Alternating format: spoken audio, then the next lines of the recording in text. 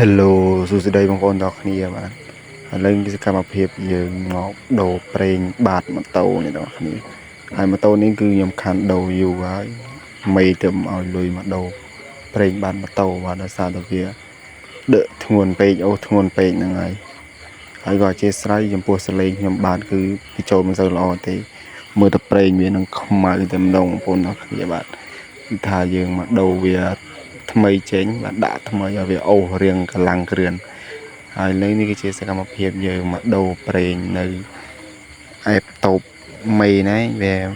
ចង្អាយពី3តូបដល់ហើយបងប្អូនគឺថាជាងហ្នឹងគឺធ្វើស្អាតមែនទែនបងប្អូនទឹកដៃគឺថាអេមហើយនេះគឺជាប្រេងបាទគឺថានឹងខ្មៅក្រឹបតែម្ដងបាទមិនដែលបានដូរគ្នាឥឡូវដូរវាម្ដងឲ្យវាខ្លាំងជាងមុន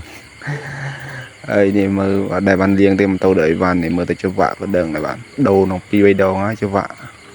អស់មួយញងដូររហូតបាទហើយនេះគឺជាសកម្មភាពយើងនៅមុខផ្សារអានេះបងឌីគិតមកទិញអីហូបហើយនេះបងអ្នកលក់អានេះគឺចាប់ដើមសកម្មភាពយើងដូរហើយបាទចាក់ប្រេងគឺខ្ញុំបាទអង្គុយចាំមកសធុធំបាទហ្នឹងហើយគម្រាមបានដល់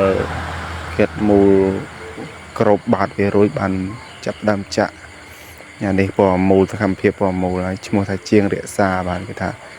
ធ្វើអីមែនទេបាទអានេះគឺយើងចាក់ប្រេងចូលហើយប្រេងនេះគឺអត់មានផ្សែងទេបងប្អូនគឺល្អមែនទេអត់ទៅផ្សែងសកម្មភាពនឹងតែប៉ុណ្ណា